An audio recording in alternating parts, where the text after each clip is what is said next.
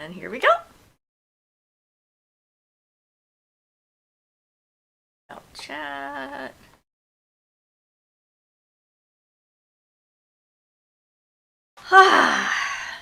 Hey everybody.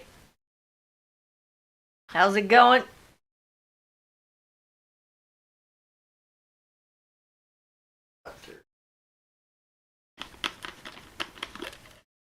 Well, I only just got there a few seconds ago. Ruth says hi. Hi, Ruth. You're number one today.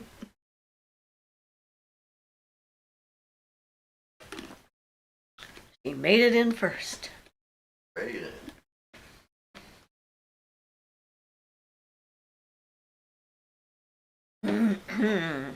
Tracy says hello. Hi, Tracy. Ruth says laugh out loud. Yep. She's number one.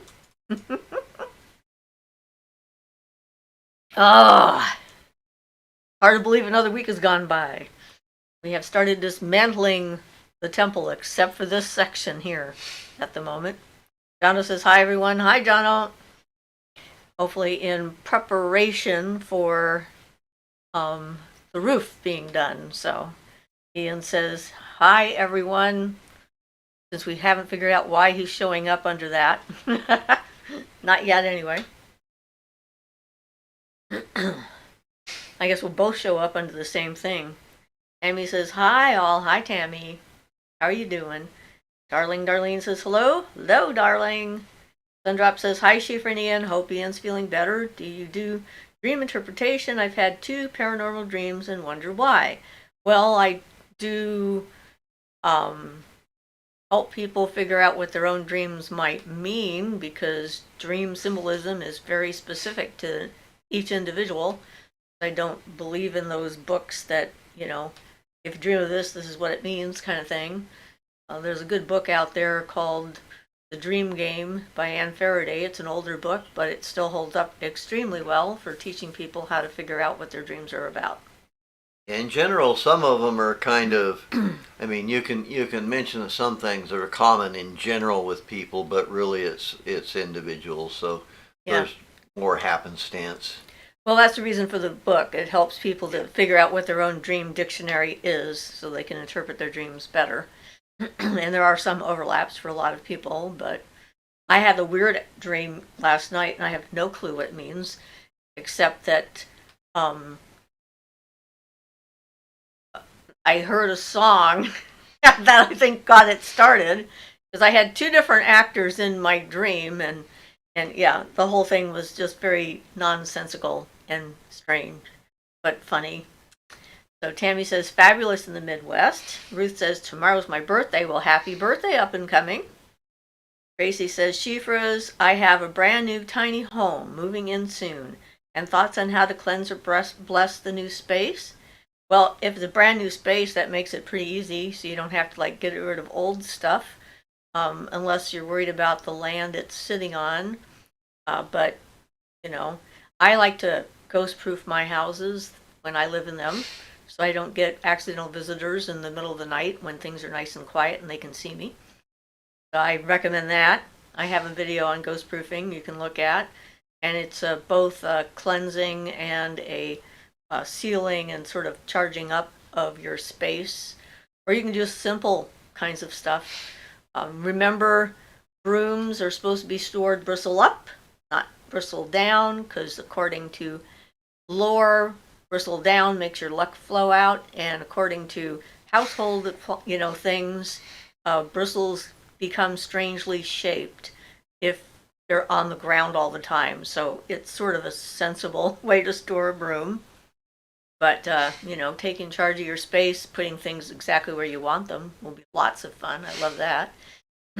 And then knowing things will stay where you put them, which is always good fun too. So it sounds like it'll be great. Ruth says, thank you. You're welcome. Jono says, Sundrop, I won't respond, rather email Siofra, but I absolutely love dream interpretation. Are you comfortable sharing your dream just so that we can know what it was? If not, that's awesome too. So it looks like I'm just a manager. I can't change any of that stuff. Okay. We'll have to fix that later. So Tracy says, perfect, thank you. You're welcome. Yes, It's like all that stuff. We're waiting to see whether Sundrop wants to share or not. We can throw out ideas. We can all have ideas of what your dream might mean. Aha. Well, there are generalities. I mean, flying usually means something positive, for example. You know, things like that. A lot of times, what you experience represents parts of your body. If it's represented as a house, a lot of times represented as something going on within you. Sundrop says, yes, I can share my dream here shortly. So then we won't be left to wonder.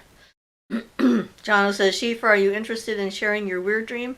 I'm trying to remember it. I mean, it was so bizarre. So we were watching a TV show, or actually, I guess America's Got Talent or something, and somebody sang a version of Whitney Houston's version of I Will Always Love You, which made us think of the movie with Kevin Costner, The Bodyguard. He was in my dream. So that's how I think he got there. Not sure how Mel Gibson got in my dream, but Kevin Costner was sleeping in a bucket in a room behind my house, which wasn't this house. It was some new place I just moved into, and I was trying to figure out how to make him more comfortable because Mel Gibson came and harassed him while he was sleeping in the bucket. Doesn't make any sense.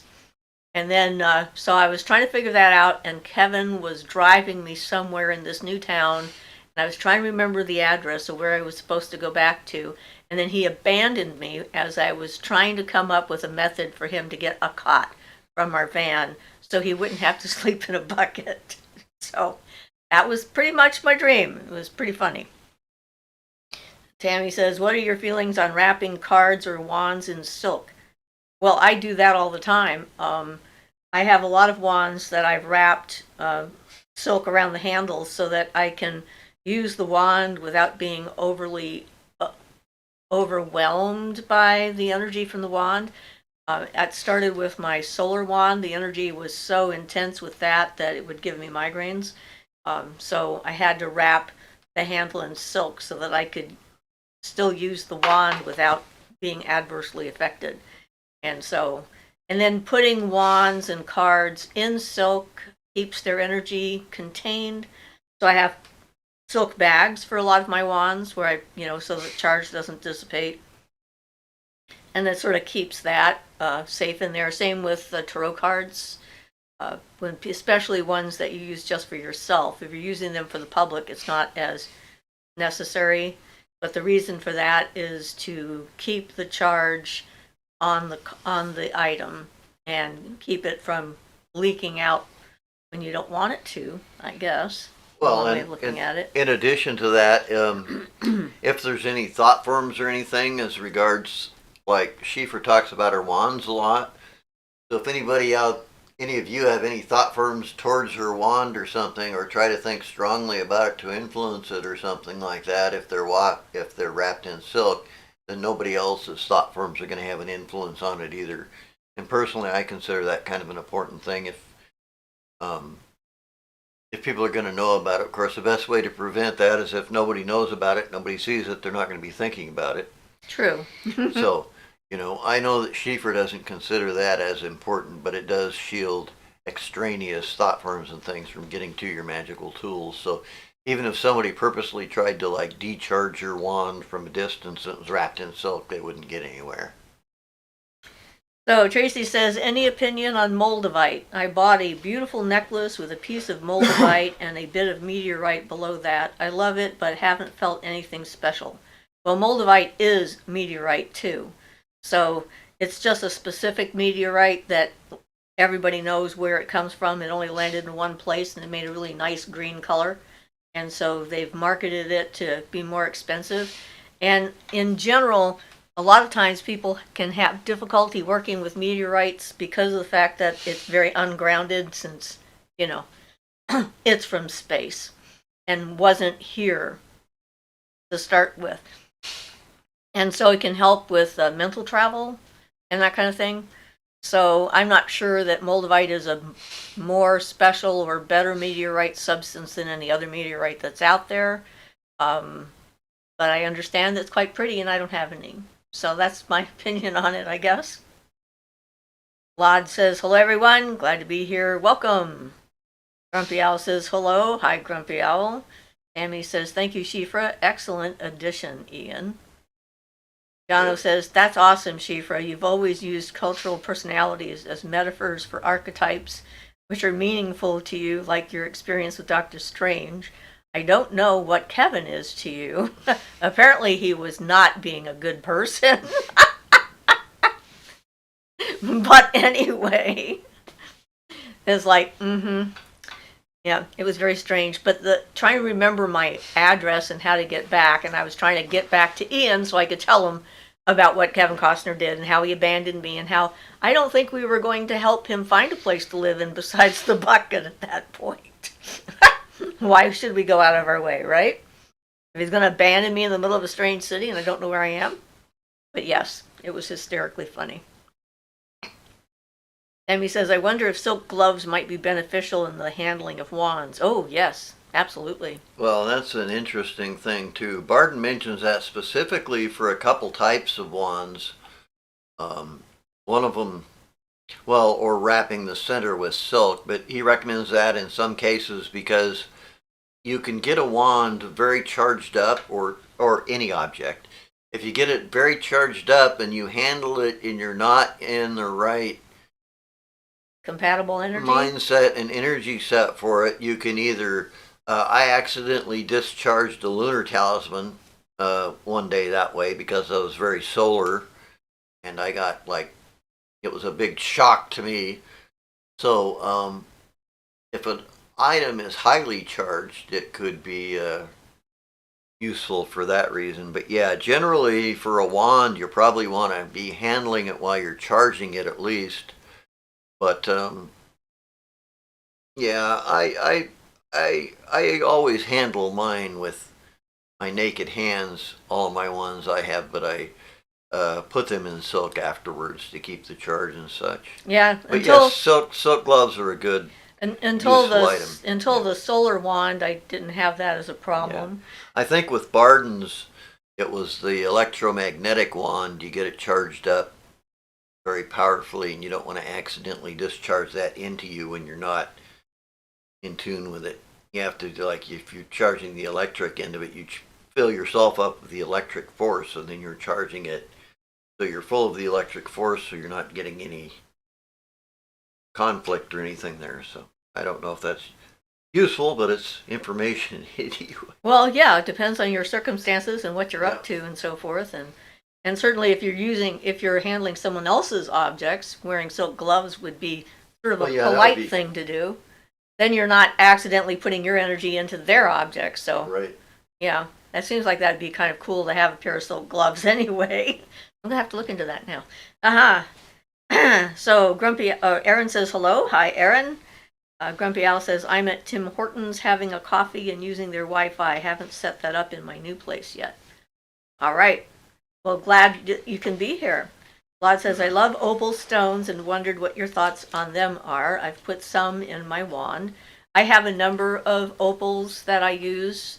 I have an opal on my staff, and I did a reading on a blue opal. I really liked the energy coming off of that. And it's like anything else. Opals are sort of mercurial. My Mercury wand is covered in opals. So yeah, I use them for specific purposes.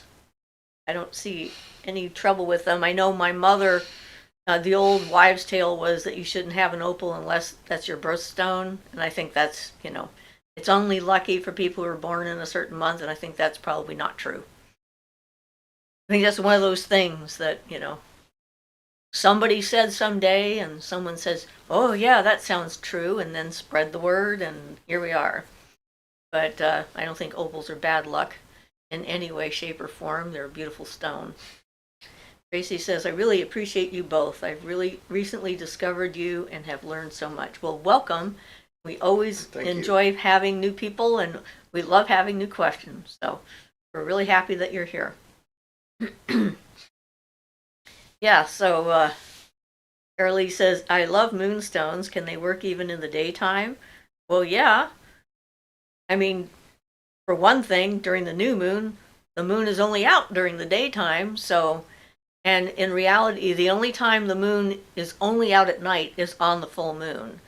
Any other phase and any other day of the month, the moon will be out during the day at some point during the day. So I don't think that that affects its ability to function at all, and it's a specific kind of energy you're trying to pull into you, and certainly you should be able to do that no matter where the moon happens to be. And there's different colors of moonstones too, so you can get in touch with different phases. My lunar wand has got colors from black all the way up to white and a bunch of different colors in between.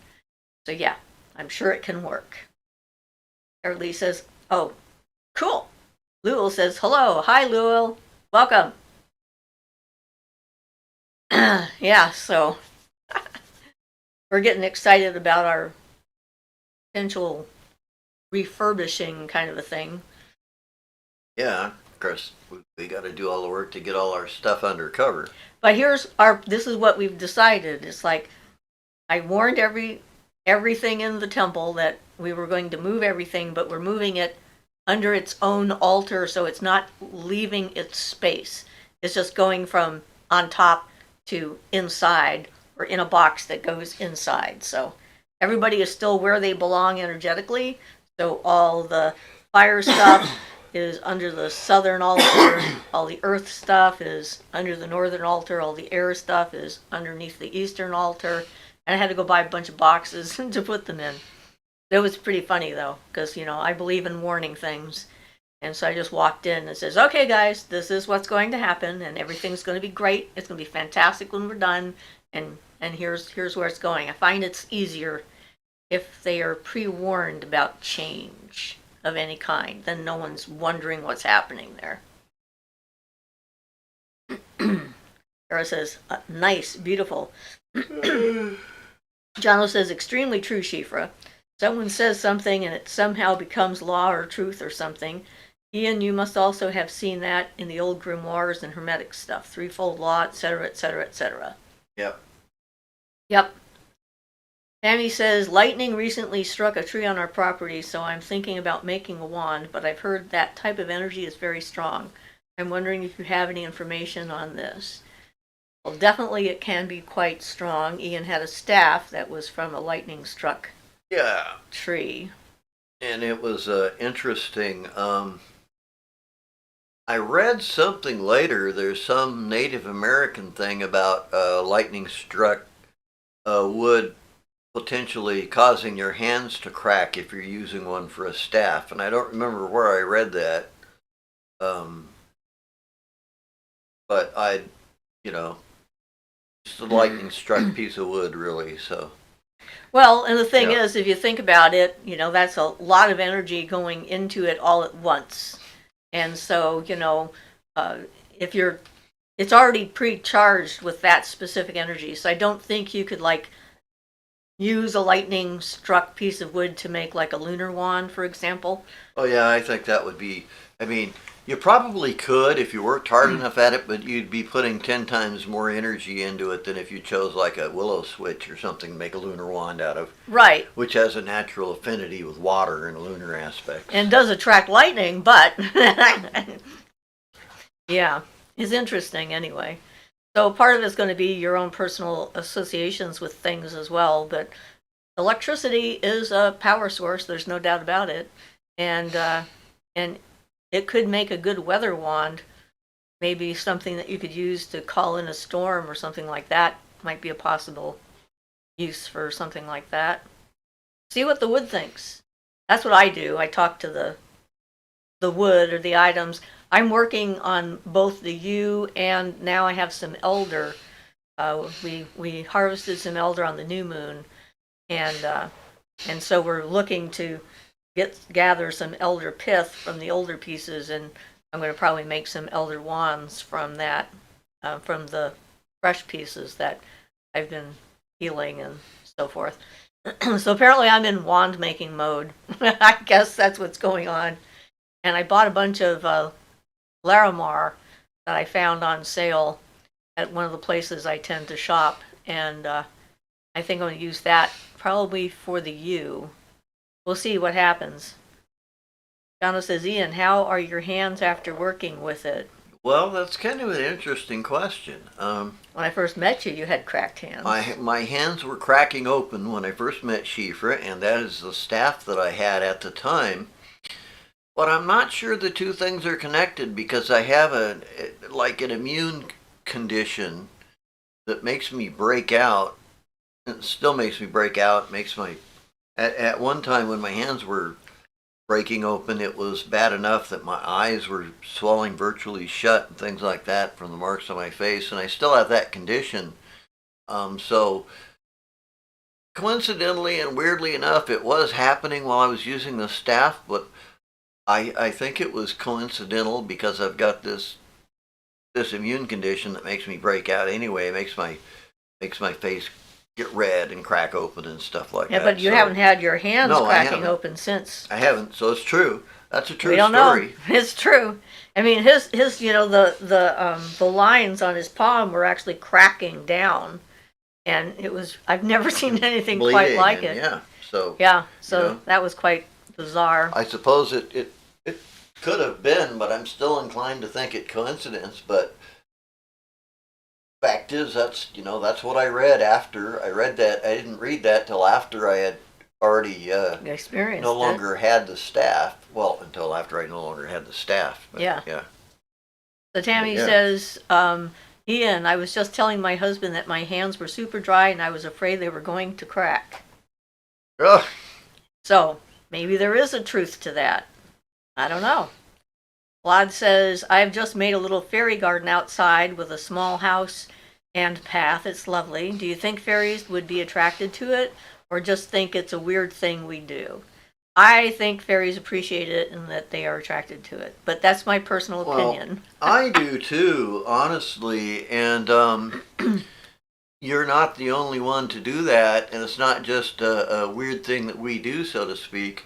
There's a history of that with the Taoist stuff. If you read any of John Blofeld's books, and these are older books, so I'm. What can I say? I'm old, so I read a lot of books that were printed in the 1970s, 1960s, things like that.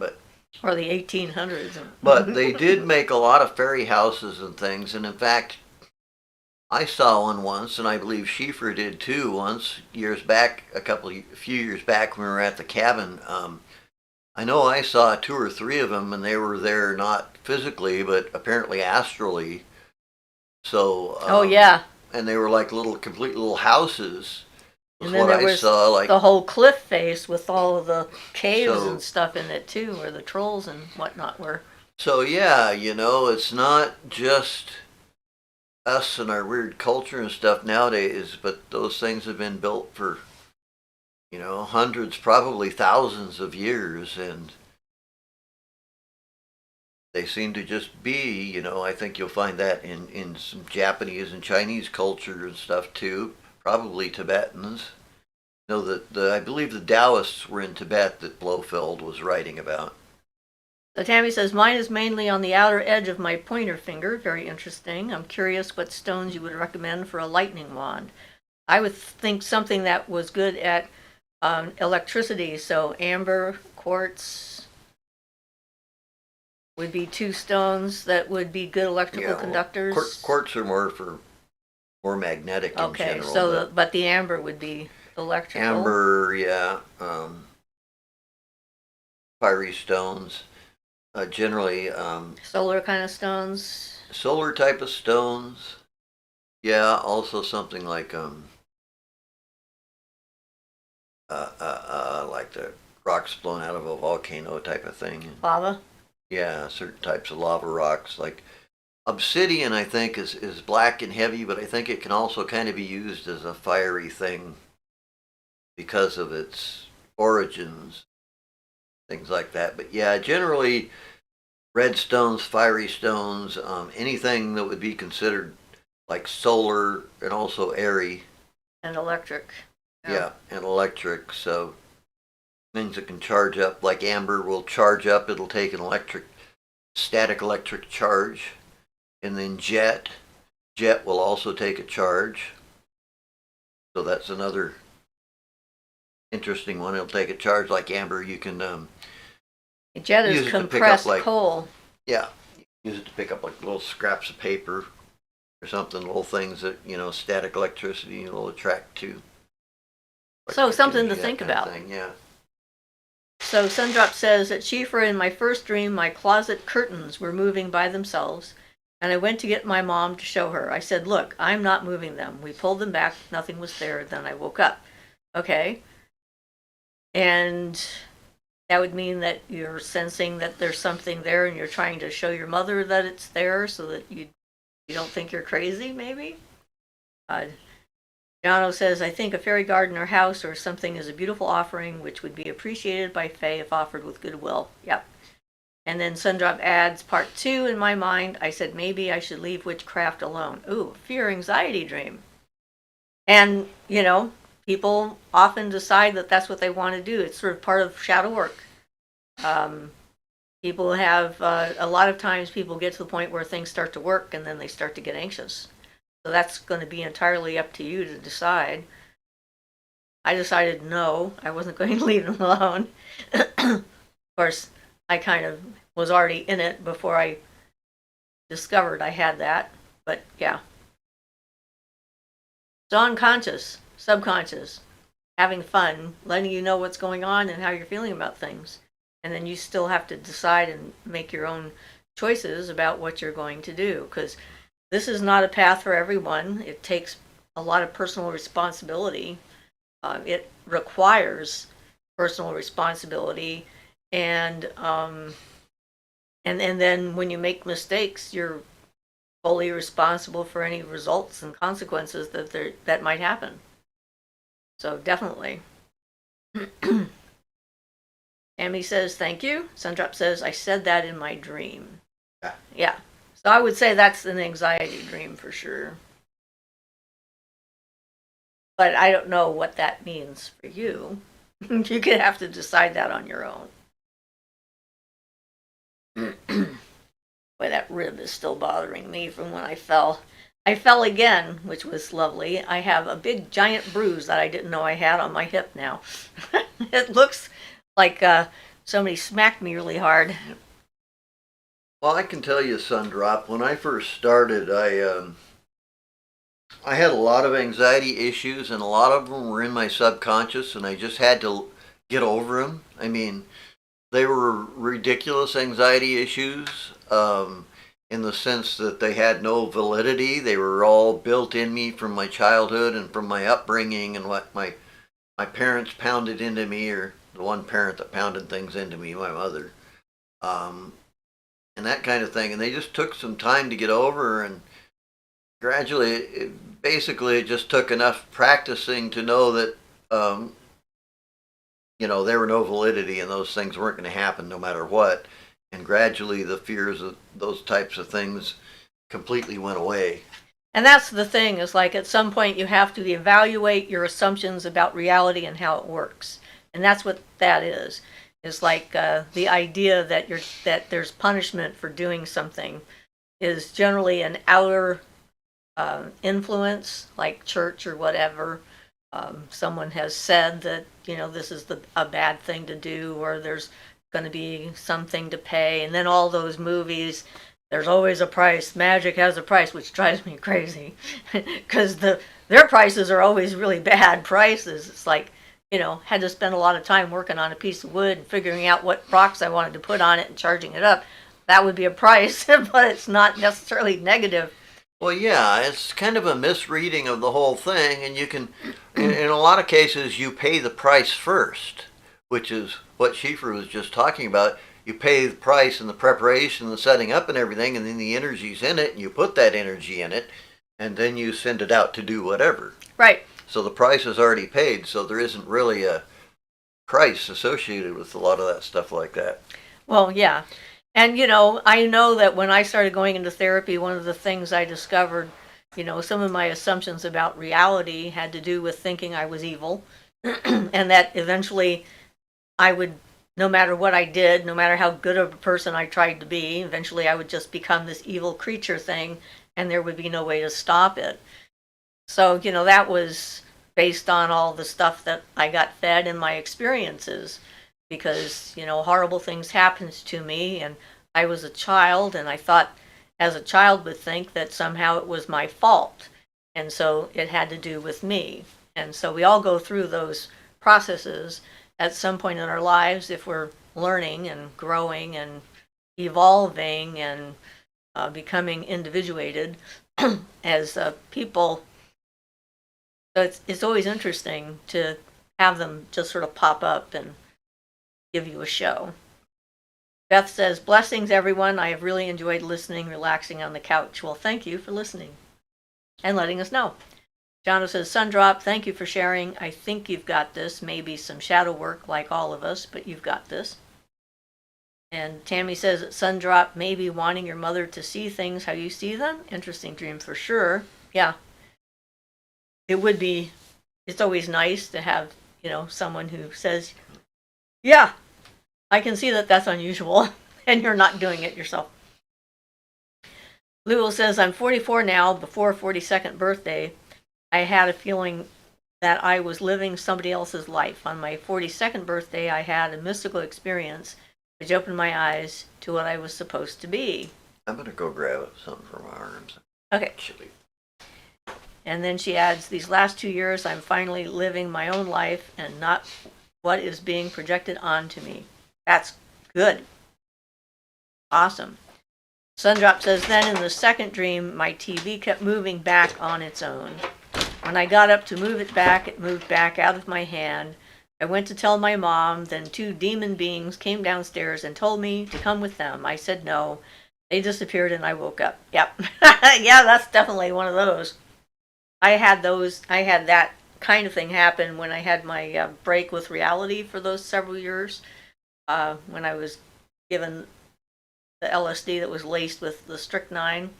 And at one point, Satan and all of his hordes came and said that I had to go with them if I was going to save my husband's soul, and, the sacrifice kind of a model they were using on me. And I woke up my then husband and told him, he said, you don't have to go with them if you don't want to. And I was like, oh, okay. And I didn't want to, but yeah, it's not an uncommon anxiety, actually. I think a lot of us have that kind of thing. Angela says, hey everyone, blessings. Hi, Angela. When I got myself, I don't know if you can see it or not, I got myself a fairy star. I decided with all of my encounters with the fairy folk, I ought to have a fairy star, so it's a new thing for me. Whether you can see the septagram I've got or not, but there it is. Sundrop says, then in my dream I said maybe I should leave witchcraft alone. I wonder why would I say that in each dream? Because that's the anxiety. The idea is that witchcraft is going to lead to these problems, probably because of stuff. Angela says, ooh, fairy stars are pretty. Nice choice. Thank you. Yeah, for Sundrop, I had a problem I found when I first started out too, that reading about some of these things would bring a lot of fright up in me, and that really annoyed me because it's like, I'm just reading about it. It's not like I'm going to get, something's going to happen from just reading about this stuff, but it still bothered me because it was all subconscious, and of course my conscious mind knew better, and so I was able to just resist it. But it was interesting how much reading things like affected me in like a shocking or frightening manner, and I never really got to the reason why specifically, but they went away anyway. Oh, that would be the Christian upbringing Yeah. and your mother's influence, I'm sure. Yep. They sort of get drummed into you, and that's the thing. I've become aware of the fact that not everyone is aware of their own subconscious and what it's saying.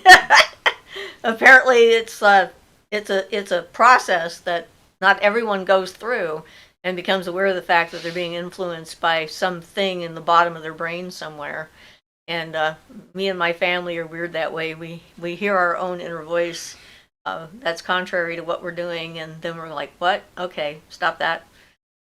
So Lod says, Siofra, I just wanted to say I am deeply moved and impressed by how you have risen above adversity in your life. It's very inspiring. Well, thank you. And it's certainly not something that is simple or easy. So, and I'm very happy I succeeded. Because, yeah, the other options would have been suicide, insanity, or I don't know, maybe the leader of a cult. I don't know. Lewell says, mother issues are familiar to me, but I can't live somebody else's life, even a life mothers force us to. Her life is her life, my life is my life. Yes, and that's called becoming an individual, which is a good thing. Angela says, I tried changing myself to fit what everyone around me wanted. Once worst, most depressing month of my life, and they were still not satisfied. That's when I learned never change yourself. People will still be unhappy with your efforts, but the one who will be most unhappy is you. Perfectly said. Absolutely. There's no point in trying to change yourself from a diamond to a river stone if that's not what you are. Not that there's anything wrong with a river stone. Don't want to put them out there and say there's something wrong with them, but you know what I mean. It's like you have to be what your own nature is, and if you can't be yourself and be comfortable in your own skin, and you're right, people aren't going to appreciate what you're doing because they're trying to change you to start with, and you can never actually figure out what it is they want. They will always be dissatisfied and look for more things once they figure out you're listening. Eve says, Merry meet. Hi, Eve. Angela says, blessings, Eve. Beth says, it's quite a challenge being born awake, silently witnessing parental religious programming, all fear-based. I had panic attacks when I started reading. It does pass. Follow your path. Yeah. I think most of us have gone through that, unless we're born in a strange family, one that's open. Sundrop says, I'm not deep into it right now. I want to do good, so I shouldn't have fear, but maybe because I've heard horror stories from practitioners. Yeah, well, maybe they weren't paying attention and didn't know what they were doing, or they're meeting their own unconscious fear and deciding to revert back to a simpler, more familiar territory and trying to warn everyone else to do the same. Eve says, you can only be who you are in this world. Jano says, Sundrop, I so badly want to discuss your dreams with you, but it's very personal and I'm a random internet person, so don't listen to me. Listen to Siofra and Ian, though. You're allowed to be a witch. I agree, but it's a personal choice. Lewis says, I had a bad, sick week. I felt like I was standing on the edge of death. I had to force myself to live. I am still sick now, but I am too stubborn to give up. Well, thank you for not giving up, and I can relate to that. When I had my near-death experience a number of years ago, and I kept going on to the other side, I had to, for several years afterwards, I had to actually consciously choose to stay here. I felt like I had to. I don't know that I did or not, but I felt like I had to make the choice sometimes every minute to stay in my body and to be here. So, yeah, it can be kind of weird. Angela says, yeah, always be yourself. You are all amazing just as you are. You matter. The world is better with you in it, guys. Don't forget that, okay? Thank you. And Sundrop says, thank you. Grumpy Owl says, was for the spell and called it snake oil because it didn't work. I never told her results are immediate. What do you say to something like that? She hadn't retained anything I said. Sometimes people aren't ready to understand or listen what you're talking about. And I don't know if you've had this experience or not. I've had it a couple of times really intensely, directly, where you say this set of words and they're, in your mind, pretty simple and straightforward. And then they go into the other person and then they start making turns. They go up and down a couple of levels. They get in an elevator or an escalator. They go around a corner somewhere and then they reflect back what you said. And it doesn't sound like anything you said and it's not anything you meant because it happens in their head. You can't control that. That's one of the difficulties of communication. When you're trying to communicate with someone who's not clear to start with, there's always a fair to middling chance that you're going to be misunderstood, that they're going to come up with a completely different conclusion than you anticipated, and there's nothing you can do about it. You can just try your best and accept, okay, this is not a person to work with. So, That's what I have to say about it.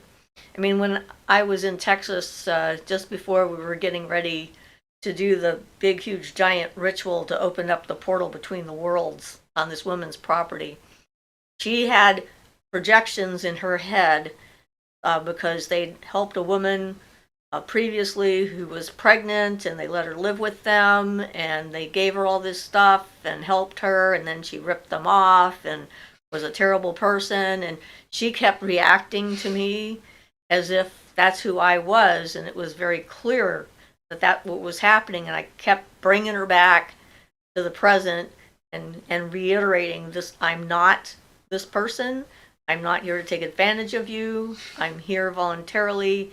I need your permission to help with your problem on your land.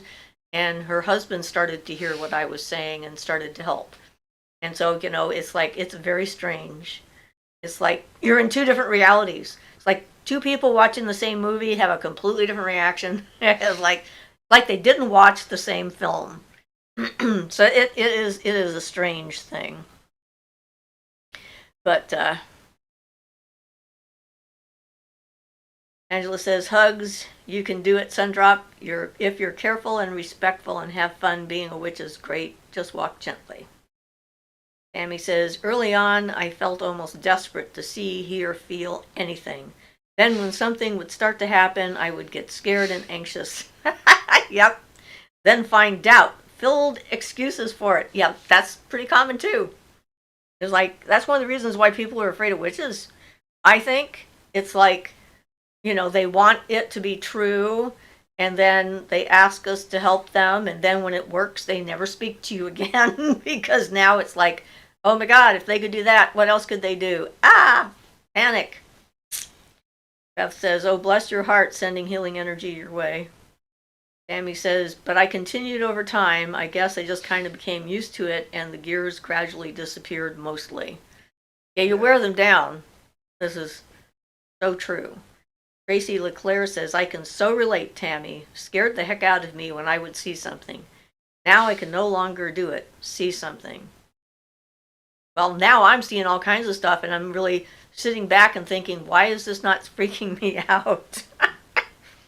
Like when we were on our trip and seeing all this stuff and, big giant things in the sky and whatnot. It's like, okay, I'm just looking at this. It's like, it's no big deal. I'm not sure what it means, but there it is, and I'm not actually going crazy, so okay then. Whatever. So just sort of acceptance. Tammy says, fears. Yep. Angela says, same here. I was startled when my manifestations started working and the synchronicities started happening. But eventually I started getting used to it and relax. And now I get all excited when it happens. Yep. It's a funny thing, shifting your reality around and your expectations and getting rid of the blockages that you put up for yourself, your anxieties and fears and things like that. There's certainly nothing wrong with being cautious and going, at your own pace and all that other stuff, but it's not like the movies. Eve is laughing. And yes, Sundrop says, I don't have the spiritual experiences others do. Is it because I'm inexperienced or because I was taught it's wrong? But it could be a combination. Inexperience, yeah. It could be a combination because sometimes we block ourselves from seeing things because we don't want to face the anxiety that it's going to generate. Well, plus which, I'm a good example. It took my whole life to get to this point where I have some clairvoyance and clairaudience and stuff happening, and that certainly didn't happen for many years, and Siofra has seen the improvement in me, but I didn't start off with any of these things much either, except a couple of accidents where I accidentally zapped myself. But I'm good at doing that, so. But hey, it's a process, and everyone goes at their own speed. Tammy says, that is exactly right, Siofra. And Eve says, witch in the woods style, hedge witch all day. Angela says, it takes time to start seeing it, sometimes Sundrop. Once you see the pattern, excuse me, once you see the patterns and the stuff starts being seen, you can't unsee it. and it just doesn't stop. Well, this is the reason why we really focus on grounding and control. Because if you're going to develop clairvoyant abilities, it's best to develop them where you have some say as to whether or not they're going to happen, and you can turn them on, and then you can turn them off. Most people end up plunging into it and can't turn it off, and that is frightening. I like having control. Grumpy Al says, thank you for answering. She wanted to unbind or banish a boyfriend that won't leave, but she needed to put that into action to start with. She really thought it was hocus pocus. Poof, he's gone. Yeah, wouldn't that be nice? Oh, yes. Tracy says, Yep. any advice for waking up your clairs? Well, practice. And trying not to have a specific idea that you're clinging to of how it's supposed to happen. Because nature is there. The universe is constantly communicating with us. It's around us all the time. The trick is getting your brain to the point where you start to pay attention and start to notice the communication that's happening and notice the things that are going on around you. And a lot of times when we have like movie ideas in our heads about what's going to happen, we're looking for something particular. Like we have this narrow view of how we think it's going to manifest itself. And so it manifests itself out here in some other way, and we can't see it because we're all focused on this one trajectory. So getting rid of expectations is probably one of the biggest things you can do, and not worrying about it, because it's clairs are a result of becoming a more complete person. It's a process that happens naturally as you develop. And it's not necessarily a goal in itself. If you're looking at it as a goal, then it's going to take longer. Yeah, there are methods you can find. Like, for example, for clairvoyance, a lot of times they practice staring into a crystal ball or a scrying mirror or something like that, and doing the meditations. You wait till you get to like the bubbling gray stuff coming up. There's techniques and stuff you can learn. Basically, read up on techniques and practice if you want to learn one specifically. But Chief was right. It comes from, as your energies and your elements become more balanced within you from practice, the things open up more and more naturally. In generally speaking, things like the clairs, like the clairvoyance and clairaudience and clairsentience and stuff, all have a certain amount of relationship to the akasha. And the closer you get to that by balancing your energies, the more accessible will all the clairs be. And the other thing is, the more you know yourself, your own thoughts, your own energy, and so forth, the more you'll be able to tell when there's something external. So then you can tell that something is happening. It's not just a random thought that you're having in your head. Right. Know thyself. Yeah, which is really important to that.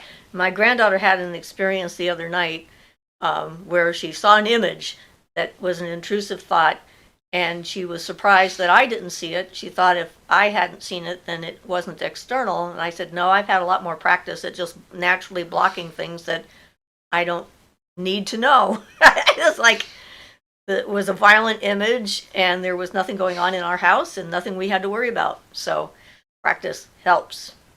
And it's just so automatic at this point, I hardly even notice it. So it was kind of interesting that we had that little conversation about it. Beth says, oh, I see. Eve says, practicing reading energy is very important when taking on this endeavor. Tammy's laughing. Beth says, guys, I missed a few minutes. I have 4 babies staring me down for their dinner. Fur babies, I'm thinking. Eve says, you have to be able to discern between the energy you feel coming from yourself and the energy you feel that does not belong to you, which is what we talked about. I love how we say stuff and then you guys say stuff and then I catch up. That's generally true. And in the beginning, it's real easy to mistake that energy from outside yourself as your own thought forms, your own energy. Right. And Angela says, I love it. I swim through all the fun vibes, but do lots of shielding and grounding work. Yes, absolutely. Eve says, so that you can directly direct the particular energy in which you are attempting to alter. And all that stuff. Angela says, I use the mantra, if it's not my energy and not meant for my energy and is not good for my energy, I do not accept it. Yeah, cancel, cancel. Was one of the ones that I learned at some point when something weird would come up from my own subconscious even, and I go, cancel, cancel. Nope, I'm not accepting that. Early says, I have trouble with that too. Claude says, is there a quick and simple way of putting a protective circle around yourself without it being the elaborate ritual I often read about? Yeah, go like this. The most Just, well, the most important part is to imagine it. So, if you're good enough and practiced enough with imagination that you don't have to make the gestures, you can just spring it out there. I can spring out a circle around me instantly. Just, you practice it. You get used to it. You just go, boom, there it is. and every so often we're like sitting in a doctor's office or something like that, and I'm feeling kind of like, and I'll just draw the pentagrams and just it's imagination with my fingers and just shoot them around my body. And visualization, and you get strung at it, you can just do it. You can pull in the energy to use if you need an energy shield to surround you and just pop it out there. Basically, the main answer to that is familiarity with doing it. And practice. Yeah. Yeah, the more you practice it. We have funny experiences in our dreams sometimes and meditations with pentagrams, getting rid of things we don't want. And I had one dream where some idiot was trying to attack me, apparently while I was asleep. And I'm drawing this pentagram in my dream and throwing it at him. And I thought, oh, that took a little longer than I would have liked. So I started practicing just visualizing if I wanted a specific kind of pentagram, where it would be on my hand and just tossing it. And so, yeah, it becomes a skill set. So it's interesting. Gracie says, great advice, thank you. Have any books you'd recommend for practicing for the clairs? No, not that I know of. No, I mean, Barton's books in general, overall, are the best, but it's a whole system that you have to train yourself on. If you wanted to select out something specifically for the clairs, I don't have one I would recommend in particular. I have an old one, I have several old books on crystal vision and things like that. I don't know that I have anyone I'd recommend. Barton's stuff, or you can always search through some of the methods that Golden Dawn used and things like that. There's actually plenty of material out there. I just try and choose something that seems reasonably. Clairvoyance takes work, effort, and practice, and anything that tries to make it seem like this is just going to happen to you and open your clairvoyance instantly is likely not Scam. That trustworthy. Yeah. Well, not trustworthy to try to use to develop your abilities and things. It's going to take effort and work. So Angela says, I imagine layers of bubbles. Each bubble catches different energy headed my way. What's good to go through goes through. Anything bad or not meant for me stays out. Yeah, and we have different ways of visualizing that. I have my bubble has got a film of colors that go around it and immediately turns into a mirror and sends back negative energy from people that I don't need. But I have it programmed so if it's a personal hazard to me, it goes through. If I need to know that somebody is up to no good, I want to know. I try to have as a telepath, I try to have a don't read other people's minds policy and being polite kind of thing, except for that exception. So when I'm driving, I'm reading people's minds all the time because anything they do could actually seriously impact me directly. So I want to know, are they thinking of turning, changing lanes, stopping on a dime, suddenly pulling out in front of me, that kind of stuff. So yeah, it's whatever trick, visualization, whatever works is the one that's good for you. Beth says, I was born with all the clairs. I'm a natural witch. It's just that what I am, there's books you can read if you trust your inner operation. In essence, it's just going to come naturally. You've got this. Yeah, I was kind of, my task was learning how to stop it from happening so I could have some control. And that can be difficult for people who are naturally gifted because you're sort of out of balance in the beginning until you get in balance and then can control it.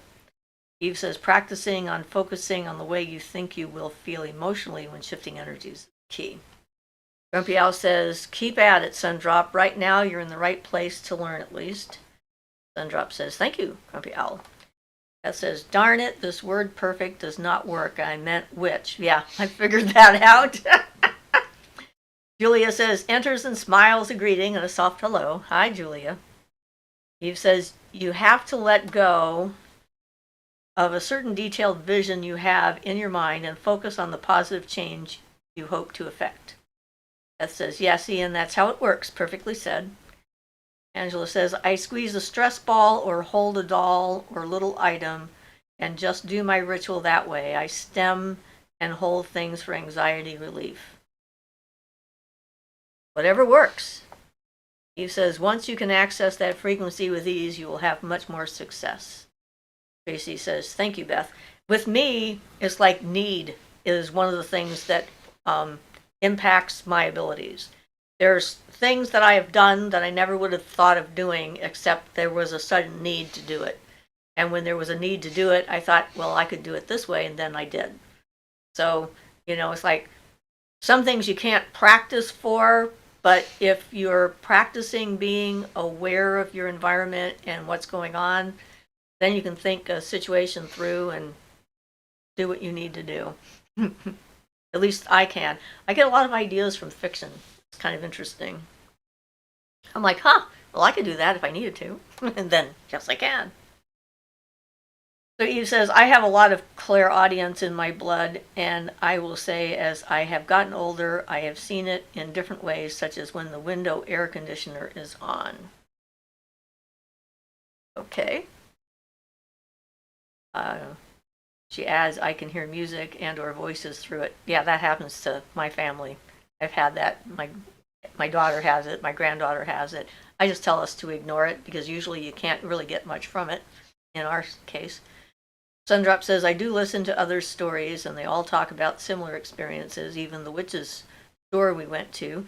They've seen activity on the camera system, and the doll fell off the shelf by itself. We were all ears and interested, which could explain the dream. There would be a kernel right there for the curtains moving, right? Beth says the details will cause anxiety, and anxiety will impair your development. Allow it to flow like the water through a drain. A drain or a strain, but probably not a sprain. Does water flow through a sprain? Probably not. I love these devices. Sundrop says, okay.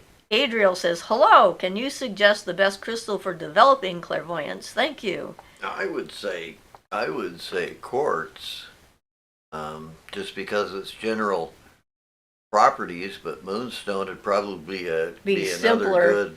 Yeah. Moonstone would be a softer way, where quartz is a little harder for people when they're first starting out, I think. But yeah, they're all good for different reasons. I'm not sure for developing clair, just one crystal, because you got different aspects to all that stuff. But either one, moonstone or crystal, quartz. Tracy says, Ian, can you spell the book series you talked about, Barden's Books? So he's doing that, I think. Yes. Beth says, Tracy, you are most welcome, love. Angela says, I work with dolls a lot, Sundrop. Nothing bad has ever happened to me. My dolls are actually very soothing for me and soothing for people around me who are stressed. They'll come ask about my dolls or come look at my dolls. Those with a bad vibe don't want to look at my dolls or don't approach a family member in a bad mood. Said he'd wait to talk to me in a place with fewer eyes staring. By the time I saw that family member at dinner, he was in a good mood. Well, that's good. Beth says, see it, feel it, know it, through your breath, and it will be, so mote it be, believing yourself. Eve says, Adriel, you know how in Hindi religion They put the dot on their third eye, or you may see women with a crystal on their third eye. The purpose of this is so that you are in a prayer meditation. So when your eyes are closed, your physical body is directed to look through the third eye. With more practice, you will be able to see through it while your eyes are open. Also, we see through it when our eyes are closed, and we can see our room in the dark, which is just annoying, but can get annoying anyway. Angela says, I had a doll that kept tipping over. She didn't fall off the shelf. She just wouldn't balance. I moved her and she stopped falling over. She just wanted a different spot in the space. Yep. Yep. And Beth says, yes, stream. Not strain. Sundrop says, but I don't want any anxiety. I just want to have peace. I hate that Christianity has put fear into witchcraft. I agree. That is their whole point, though, is to make people afraid to make their own choices and decisions and to take control of their own path. Because in their view, there's no way we as humans can possibly know what's good or right.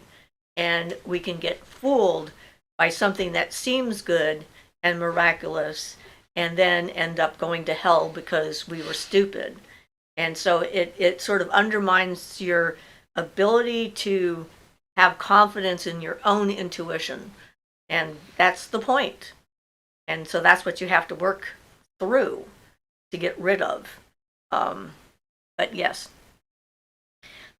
Yeah, I just for what it's worth, I just kind of cover all my stuff when I'm talking about it. I just call whatever I do meditations because that doesn't freak people out. So, if I want to go do a ritual, I might say, I'm going to go do my meditations now.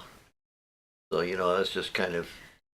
He's going to go sit being quiet and look in his brain. Well, I can, and I do a lot of that too, but it's just my way of talking about it without being too overt in case somebody hears us. That way I can talk in public and stuff and talk to Siofra, which I do, and hopefully avoid freaking people out at restaurants, which we have done before. We have emptied restaurants more than once. Just having a conversation like this. Most people cannot handle having an actual conversation like this at all, so yeah.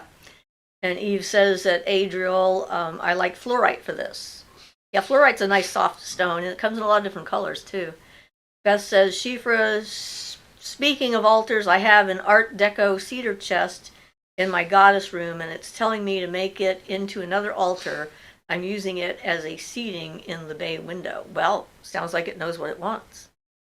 And Ian says that Tracy Franz Barden Initiation into Hermetics is the one that deals with clairvoyance. And there's several other books of his in other subjects. Tracy says, thank you so much, Ian. Beth says, oh, sweetheart, that fear has been shut down our throat. I think shoved. But yeah, that works. But we know it is an illusion and you can shed it. It has no power over you. Adriel says, oh, thanks for the suggestion, Eve. We'll try it. Angela says, hugs. Fear is just lots of emotional energy of generations and yourself that is lost and not sure where to go. Breathe it in, breathe it out. Eve says, Sundrop, get yourself some black tourmaline and rub some lavender oil into it. Turn it into a bracelet and wear it on your left wrist. I like that. I have some black tourmaline. It helps to get rid of negative stuff and entities, too, coming in, so it's good protection. Adriel says, Siofra and Ian, you guys are among the coolest witches ever. Love hearing your experience. Oh, well, thank you. Well, we are just us. And I have a suspicion that a lot of witches out there are just pretending to be witches and aren't actually witches, or are thinking they need to be a certain kind of a witch in order to get people to listen to them. And we don't care about that, so it frees us up to just be who we are, which is, I think, what people are looking for and what we need in the community. Seriously. It's like, how can you get good information from someone who's just trying to impress people? Or thinks they know something when they don't. Yeah, self-doubt or whatever. Not self-doubt, lying to themselves. Self-delusion, I guess. I try not to be deluded as much as possible. Beth says, me too, Ian, that's what I called it with my conservative students, and they opened up and did amazing things because they weren't thrown into that fear. Cool. Angela says people are allergic to deep topics sometimes. Yep. Eve says because the left absorbs and the right sends out. Eve says you're welcome, Adriel. Sundrop says thanks, Eve. And no problem, Sundrop, Eve says. Grumpy Owl says I have dolls as well, those 18-inch tall porcelain ones. One time the twins both had their heads turned towards a window. That's about it. For some reason, I'd like to hear them running around fast. Angela says, I tried to figure out what kind of witch I was. Then I realized what kind of witch is there. The witches in the movies aren't a kind of witch. The ones in the books aren't a kind of witch. They just are. I need to just be. And now if someone asks what kind of a witch, you say, I'm a witch, but I mainly work doll or puppet magic. Well, and that's And that's nothing wrong with not being in a box. Well, that's actually an advantage. There's a lot of Hindu teachings along those lines of not, in Zen and stuff, not becoming something by thinking yourself it. You limit, while boxes are useful to put things in, they can also be limitations if you don't realize you can get out of them. Yeah, when I'm asked that question, I say I'm whatever kind of witch I need to be in the moment. So I'm not limiting myself to one kind of magic or another. It's like, if I need to have this kind of magic, then that's what I'm going to use, Yeah, I recommend that. Putting yourself into categories is great when other people want to think that they know exactly what you are. But boxes. You don't have to box yourself in a category, and a lot of people don't realize that a lot of their boxes are self-created a lot of times. Yeah. And so Jacqueline says, hi, Siofra and Ian. Hi, Jacqueline. Hey, Jacqueline. Angela says, I have porcelain dolls.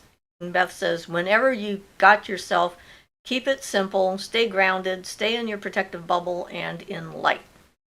Sundrop says, I do have dreams that my doll of 37 years talks to me in my dreams.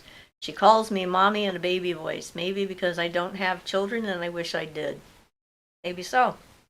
Yeah, I could be getting a little energy in there, depending, like a, accidentally built up little doll elemental kind of thing.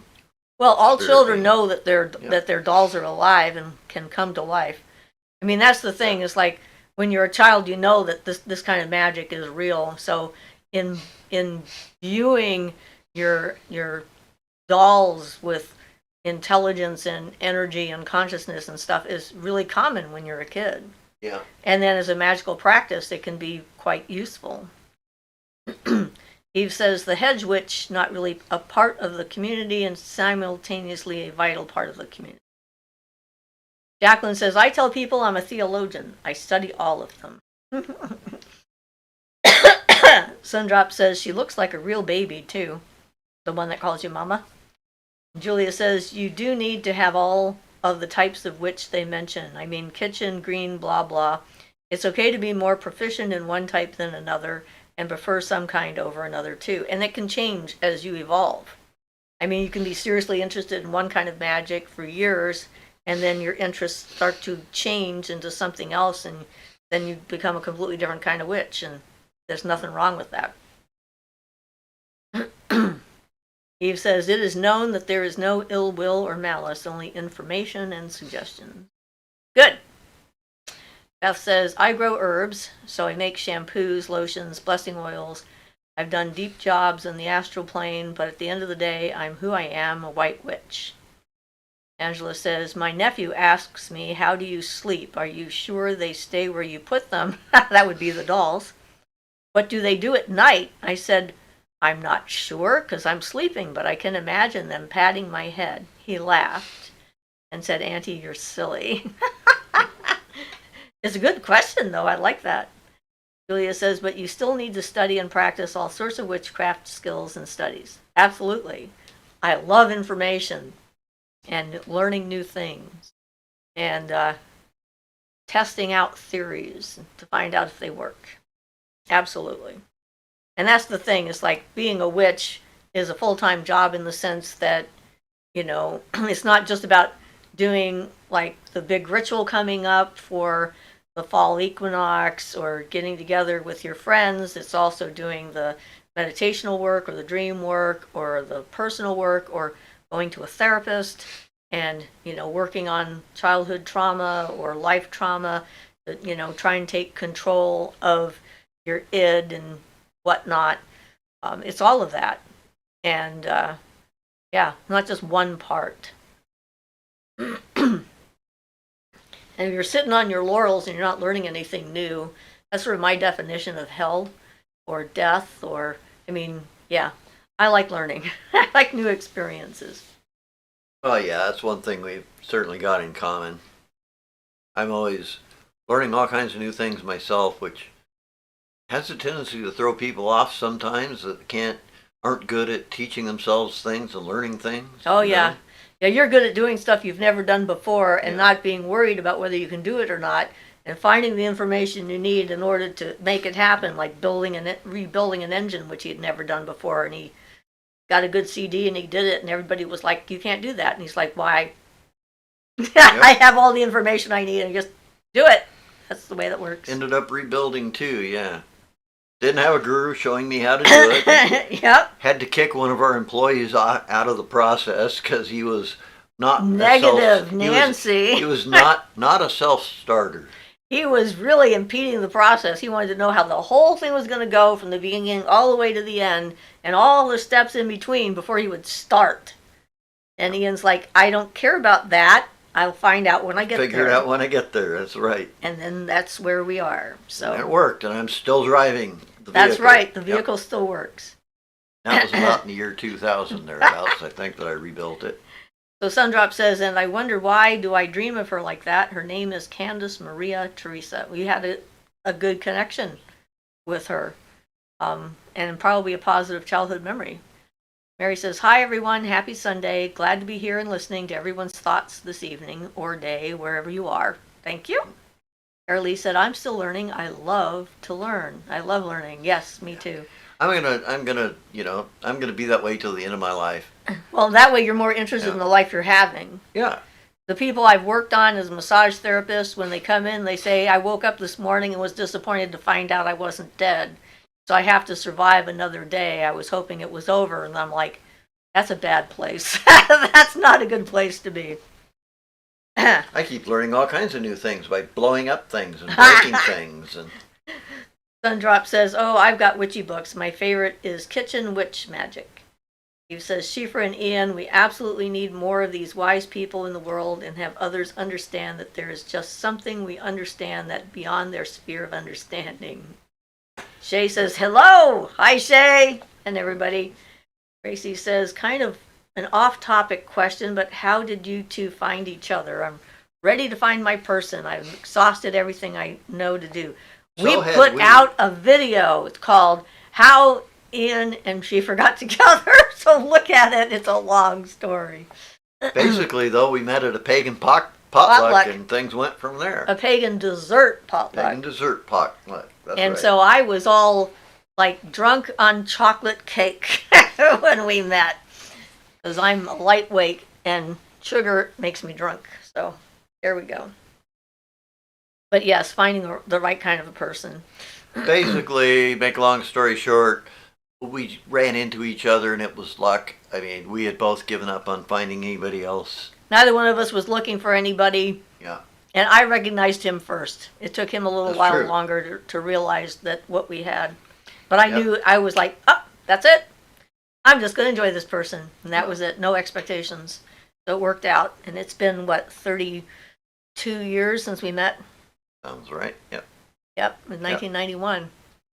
And then people say, we've been together for 15 years. And they're like, what's the secret to your relationship? I'm like, you haven't been together at all yet. You have a ways to go.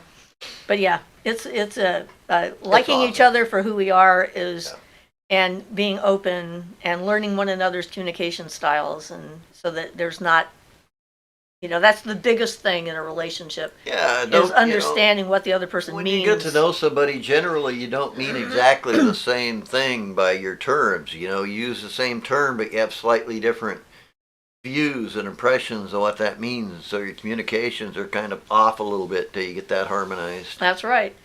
So Eve says, an appreciation that witches are truly a gift from the divine. We are made of stardust and developed in, I'm thinking, the womb of Mother Earth. There's that changing the way things are spelled. Angela says she could want your attention too, Sundrop. Maybe take her off the shelf and hold her, and she might want to help you with your magic.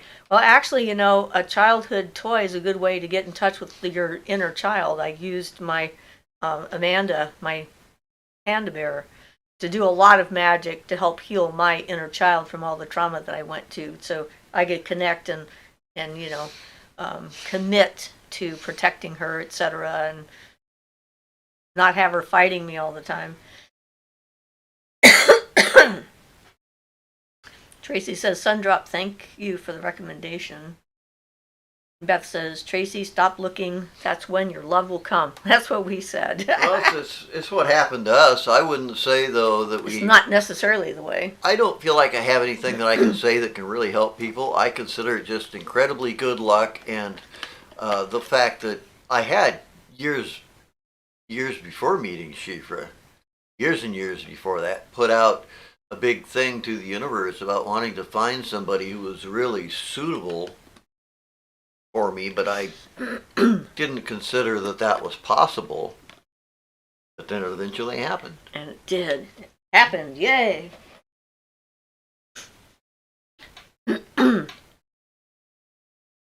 I see. Grumpy Owl says, there's nothing wrong with this, but I noticed some witches will dress the part you see in movies. For all I know, I'm just assuming, too.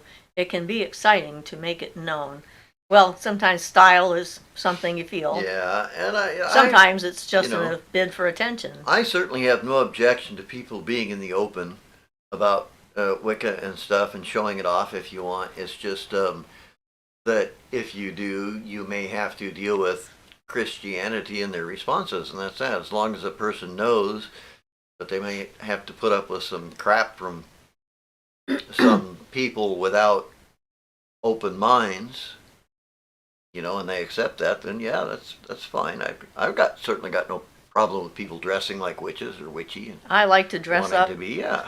I mean, just the stuff I usually wear. One day we were going up to the what was it, the state fair or whatever, and I went to the bathroom in the restaurant and looked at myself in the mirror and I said, "Oh my God, you definitely look like a witch." It's just the stuff I like to wear. So yeah. Yep. So Sundrop says, you're welcome, Tracy. Luo says, people been trying to tell me what I am since childhood. Apparently it's difficult to understand that one person can't, 1, get a degree in chemistry, 2, become a professional artist. Turns out I am. Just a witch. Well, my goodness. Gaga Gecko says, what's your opinion on people going from witchcraft to Christian and their testimony about getting saved?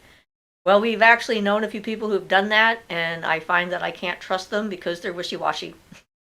That's my opinion. I don't know how somebody can do that and then deny everything that they've experienced. I figure their fear from all the stuff that they've been taught about Christianity has overwhelmed them, but also I can't trust them. And we had one friend who did that and then came back to witchcraft, and I just don't have anything to do with her because... Well, she doesn't want to have anything to do with me either, which is fine. But even so, it's like, it's I've seen a lot of people do that, and I don't know, maybe they never really did the shadow work, and they're hedging their bets before they die. If you get witchcraft, if you get that connection with the earth and everything, personally, my feeling is you're not likely to just go back to worshiping an invisible man in the sky, as I'll put it, Christianity. I have my concept of God and immanence and all that. I certainly do not believe it's an old man in the sky with a beard who's going to get pissed off and throw lightning bolts at me. I mean, it just seems contrary to nature. I mean, those types of things might have been good when we didn't understand how nature worked, and thought lightning was thrown by the gods. and not a natural reaction. But personally, I don't see how a person can, myself, if they really embrace witchcraft and understand it and understand the nature of nature, the nature of witchcraft as a religion, the feeling of the nature of things, I don't understand how a person could throw that back away to turn back isolationist again and be basically against everything that is not a God figure as listed in a bunch of scrolls that were found years and years ago and then interpreted and changed by translators and things. I mean, personally, my opinion is that people who do that haven't really understood witchcraft or the nature magic and stuff at all, and probably let their fears get them. Sorry to be so long-winded about that. Same conclusion. That's one of my things, But yeah. Adriel says, "Oh, Siofra, I remember you said you have a connection with Peacock. I know Peacock is connected to Goddess Hera. Maybe she is watching over you. What do you think?" Well, I did meet her first child. Now I have to switch gears. Argus.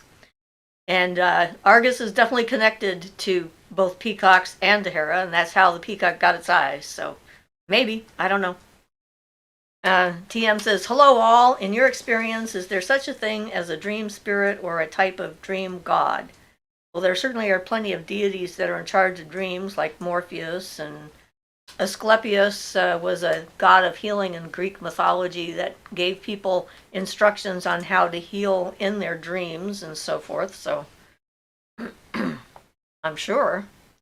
Eve says, "And we take the time to be the stewards of the earth, as well as recognizing the vessel in which contains spirit." Yes. Beth says, "Grumpy Owl, you are so right. Beautiful." Angela says, "You met in a cake manifestation." Yep, we did. Yep.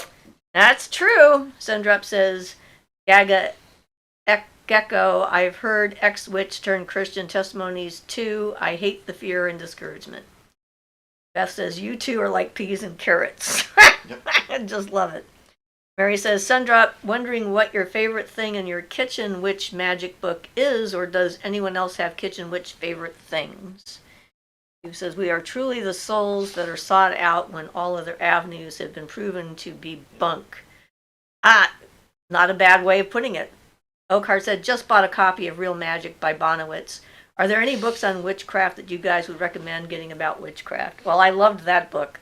That was actually the first spell I knew I was doing, I think, was in his book, and that was the broom spell that he talks about, where if you have someone, an unwanted guest in your house, you put a broom in the corner of the room where they are, and within like 10 minutes, they will get up and leave.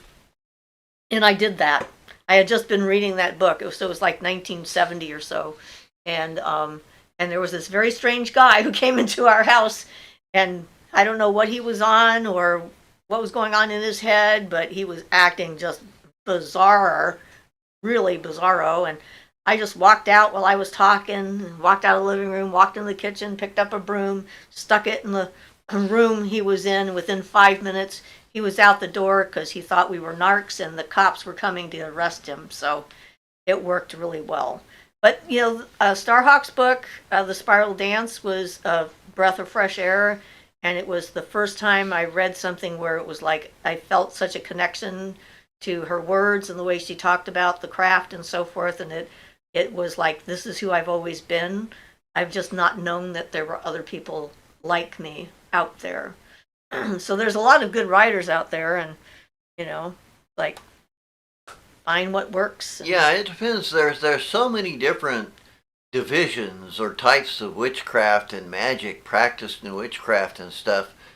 I'd almost recommend deciding what angle you want to approach on, or if you're just looking at a general thing and then going by the writer that specializes in those aspects, or in beginner stuff, like Cunningham's books are good for beginners and things like that. Yeah, he has a lot of incorrect associations, but you have to watch out for his lists of things. He has yes, lots of associations. You can't and depend things on his lists. Yeah, and he just kind of piles everything together into a list. So his lists of correspondences and what's, may vary a little bit from ideal, but his rituals and stuff are good for beginners to get started with. Um,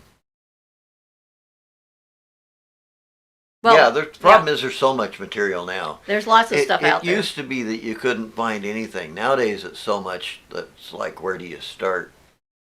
Used to be like, oh, there's one book available. That's where you start. Right. That's pretty much what I had. Yeah. So Julia says at Gaga Gecko, I've been there around 10 years ago. I was in a bad place and, long story short, converted to Catholicism. Took almost 3 years to wake up that it was not the right place. But during that time, I talked about demonic influence and how grateful I was to be saved by Christ. I was a true believer, but I kept seeing the poison and realized that I had changed in ways I did not like. I left. Angela says, you two are the most adorable couple ever. You remind me of how my Oma described her relationship with Opa, who passed away well before I could meet him. Well, thank you, Angela. Thank you. We love Amanda Panda. She's an awesome teddy. Yes, she is. Tracy says, thank you, everyone. Gabriel says, love, or sends us a heart. Beth says, I don't do dolls, only if I make the doll, and my old cedar chest that my father bought for my mother was my mother's childhood doll, and it's creepy, and I can't go there, so I have to make my own dolls. We're all different, and that's fine. Kara says, I have a stuffed leopard doll cubby. She's been with me since I was 8. Eve says, I had worry dolls as a child. I got them on the Lenape Reservation in New Jersey. They always served me well. Looking back, I do believe that was my first time working with puppets. I remember the first time I got worry dolls, I was in Santa Cruz, and they were from Guatemala, I think, and they were little stick figures, and they were dressed. And it was such an awakening for me, because I was worried about money, my job, and, everything, because I was by myself with my 2 children, living in a household with a bunch of other people, and there was always something going on. And I would take out a doll and I would tell it what to worry about, and all night it would worry for me, and it was like, that's such a relief to let something else worry about it so I could sleep. It was awesome. I loved them. Hopefully we have quite a list of questions yet. Oh yeah, we're getting on with our time here. I mean, we're going to run over a little bit here, I think. That's okay. Angela says, I understand people switching paths, but the testimonies seem like they're meant to make people feel bad. Yeah, or scared. Scare them back. Sundrop says, cooking with positive energy and transferring it, bringing in and banishing herbs and spices for healing and well-being, cooking for a purpose, knowing different spices and herbs. There's so much. That would be kitchen witchery. You put all that energy you want into the things when you're cooking it too. I mean, yeah. Beth says, this new form of Christianity called the Awakened Ones, they are dangerous. Angela says, oh, they sound lovely, Eve. That would not be about the Christians. Mary says, the first book I got about witchcraft, The Real Handbook for Witches, recommended keeping being a witch a secret, but I think that it does seem safer and safer to let it be known. In general, we live in a small town here with, frankly, some very, well, redneck is not the word I was looking for, but Backwards thinking individuals who are afraid of their own shadows. A lot of fundamentalist Christians. It really depends on where you're at. I mean, seriously, some neighborhood decided to get together to confront a woman in their neighborhood because her license plate said Elf 666, and they were sure that meant she was a witch. Yeah, that happened here. That happened here. That relatively recently. So, and yeah, so yeah. But I'm all for people being open as you're willing to be. Everybody has a right to be, and you have a right to practice what you want. I think it should be. As long as you're not hurting anybody else. Free about it and open about it. Yeah, I don't think there's anything wrong with that. I think people have to determine that for themselves because of their situation, their job situation, their family situation, generally their whole social situation, and whether they can deal with it and all that. There are tons of variables. It's everybody's individual choice, and everybody's choice needs to be respected on that matter. So Angela says, I have custom dressing ball-jointed dolls to use as they are easy to carry and lightweight and don't break. Sundrop says, it's so broad. I love it. Maddie says, good day, evening, happy to catch a live. I'm so sorry you came at the end. Sundrop says, my energy is probably all over my doll. Yeah, undoubtedly. Adriel says, the great compassion mantra is great for fulfilling our wishes if it's really meant to be. I know because miracles happens to me. Yeah, Good. there's a lot of good mantras out there. And Beth says, it must be fear, Ian. Makes me sad. Angela says, oh, dolls soak up and hold energy amazingly, Sundrop. They can hold yours while having their own. Maddie says, we'll have to catch up. Just love all the info. Mary says, I'm a caregiver to a woman with a traumatic brain injury, and one of her favorite shows is a Hallmark show called The Good Witch. It's a cheesy show, but I guess it's good to get all kinds of folks okay with the idea of witches. Well, yeah, she's like the most threatening witch on television. And sometimes kind of boring, but but I was glad that there was out there. Yeah. Angela says, Hera is quite a lady. I love working with her. Lewell says, Spinoza's God is closer to my understanding.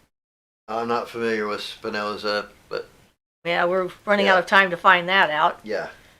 Eve says, I do believe that there are many different revelations that we as spiritual people come to a number of different times at pivotal turning points within our lives. Yes. Oh yeah, there's certainly no one illumination or enlightenment. It's all happens series of them. Okay, so Beth says, I have 2 golden peacocks on my main altar, but I have a lot of altars, and I think I'm going to have another one soon. You can't have too many, in my opinion. Eve says, and furthermore, I think the reason for this is due to the soul's memory of knowing how the world works. Grumpy Owl retracted the message. Sundrop says, we shouldn't have to hide being witchy, but I can understand why. Some would be scared because there are witches who do just dark work, and to that's wrong, especially on innocent people. Well, I agree, and there are some out there. I There are agree. Just some bad witches. Totally. Yeah. Gabriel says, after a couple of Christians in my small town found out I was a Reiki practitioner, they called me a witch.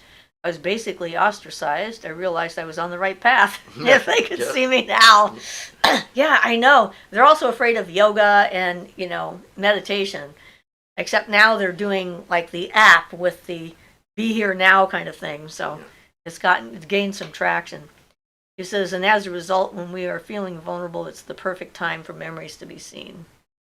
Beth says, the older books are my favorite. I'm old school all the way. Sundrop says, or over something petty. The Gecko says, I heard Wicca was pretty good for learning about the elements in nature. Well, it's certainly one way, but if you're going to be Wiccan, you have to join it's a religion, it's not just a spiritual practice. Right. So we generally use the term witchcraft because we're witches or whatever, but we're not specifically Wiccans, which means we haven't been initiated into the Wiccan religion specifically. But I have a lot of videos. If you want to know about the elements, I have a whole section on that. And we go over that pretty well.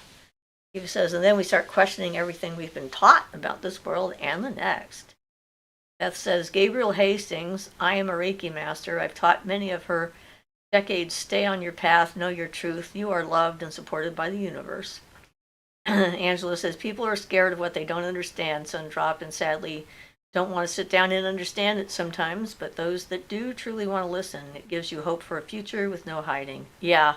And it's true. People are afraid of what they don't understand, and you think that would mean that they would want to understand it so they wouldn't have to be afraid, but hey. Why would that happen? My approach. It would make too much sense. Gabriel says, thank you, Beth. Sundrop says, I used to be afraid, but drawn at the same time.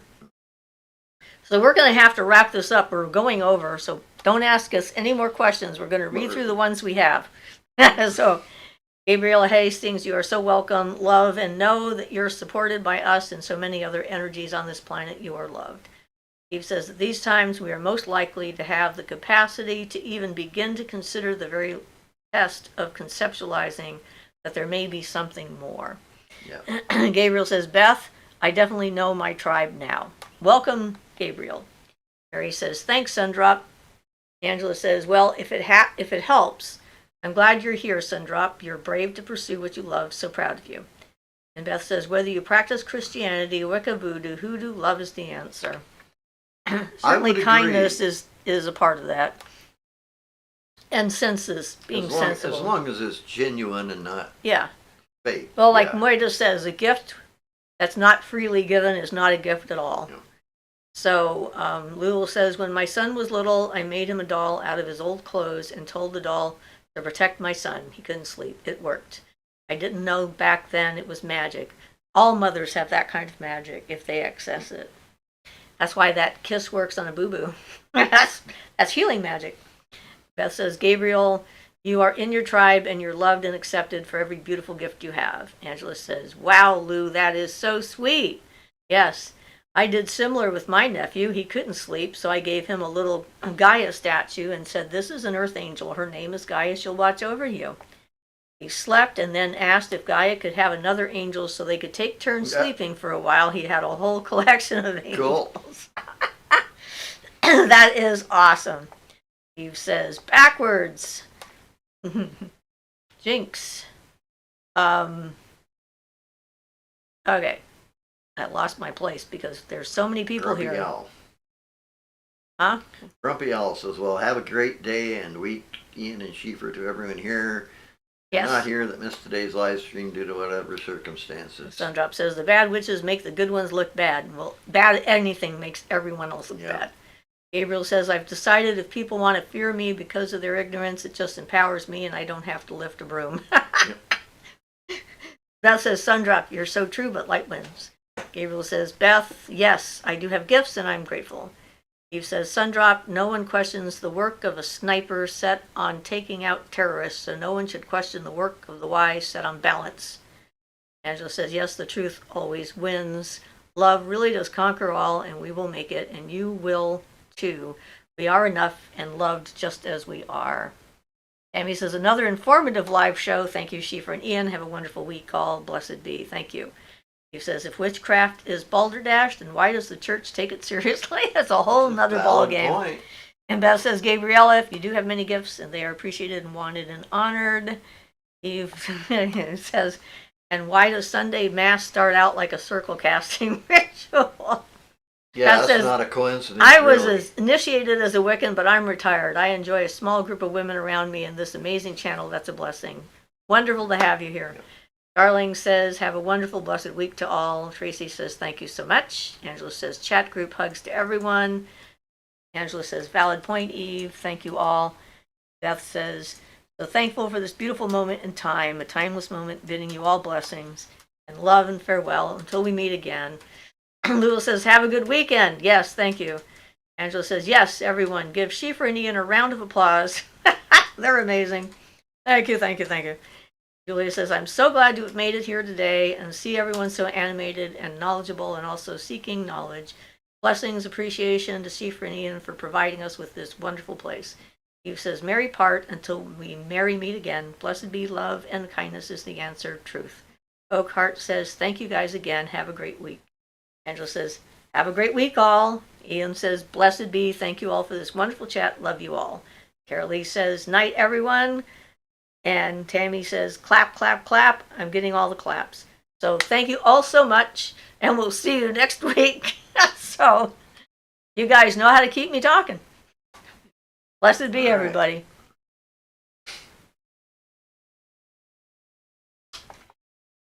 That's cool.